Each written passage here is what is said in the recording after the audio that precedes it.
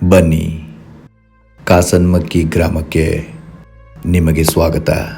ಅದು ಕಾಡಿನೊಳಗಿನ ಊರೋ ಅಥವಾ ಆ ಊರಿನೊಳಗೆ ಕಾಡು ಇದೆಯೋ ಅಂತ ತಿಳಿಯದಷ್ಟು ಏಕಾಂತದ ತಾಣ. ಊರಿನ ಮೂರು ಬದಿ ಮುಗಿಯದಷ್ಟು ಹಬ್ಬಿದ ದಟ್ಟ ಅರಣ್ಯ, ಇನ್ನೊಂದು ಬದಿ ಅಗಲವಾದ ಹೊಳೆ. ಪಕ್ಕದ ಊರಿಗೆ ಹೋಗಬೇಕೆಂದ್ರೆ ಆ ಹೊಳೆಯ ಮೂಲಕ ತೆರಳಲು ದೋಣಿಯೊಂದೇ ದಾರಿಯಾಗಿ ಉಳಿದಿತ್ತು. ಆದರೆ ಕಾಲು ದಾರಿಯಾಗಿದ್ದ ಇನ್ನೊಂದು ದಾರಿ ಇದ್ದರೂ ಅದು ನಿಗೂಢತೆಯಿಂದ ಮುಚ್ಚಿತ್ತು. ಕಾಡಿನ ಅಂಚಿನ ಬೆಟ್ಟ ಹತ್ತಿ ನೋಡಿದರೆ ಕಾಣುವುದು ಬರೀ ಕಣ್ಣಿಗೆ ನಿಲುಕದ ಪ್ರಪಾತ.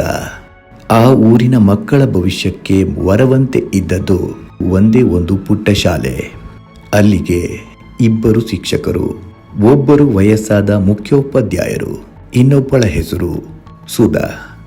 ಸುಧಾಳ ಅಣ್ಣ ಸುಂದರ್ ಈ ಮೊದಲು ಆ ಊರಿನ ಶಾಲೆಗೆ ಶಿಕ್ಷಕನಾಗಿ ಬಂದಿದ್ದ.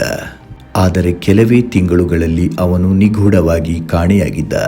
ಅವನು ಕಾಣೆಯಾಗುವುದರ ಹಿಂದೆ ಒಂದು ನಿಗೂಢ ಜಾಗವಿತ್ತು. ಅದರ ಹೆಸರು ಕಾಸನ್ಮಕ್ಕಿ ಕ್ರಾಸ್. 3 ರಸ್ತೆಗಳು ಸೇರುವ ಆ ಸ್ಥಳ ಆ ಊರಿನ ಗಡಿಯಂತಿತ್ತು. ಆದರೆ ಊರಿನವರು ಅಲ್ಲಿಗೆ ಹೋಗುತ್ತಿರಲಿಲ್ಲ.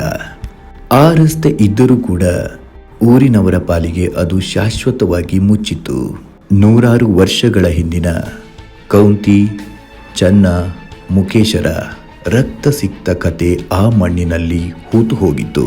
ಸುಂದರಿ ಕೌಂತಿಯನ್ನ ವಶಪಡೆಯಲು ನಾಟಿ ವೈದ್ಯನಾಗಿದ್ದ ಮುಖೇಶ ಮಾಡಿದ ವಾಮಾಚಾರ, ಅವಳನ್ನು ಸಂಶಯಿಸಿ ಚನ್ನ ಆಕೆಯನ್ನ ಕೊಂದಿದ್ದು, ಕೊನೆಗೆ ಆ 3 ಸಾವು ಮತ್ತು ಅದರ ನಂತರ ಅವರ ಆತ್ಮಗಳ ಸಂಚಾರ ಎಲ್ಲವೂ ಇಂದಿಗೂ ಈ ಊರಿನವರನ್ನು ಬೆಚ್ಚಿ ಬೀಳಿಸುತ್ತಿತ್ತು.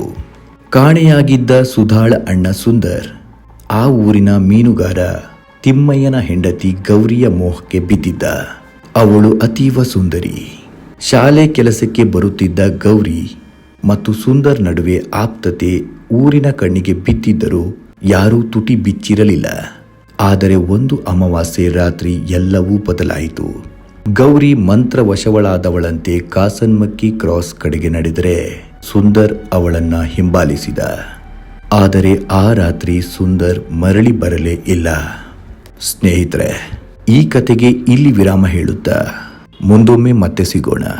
ನಮಸ್ಕಾರ.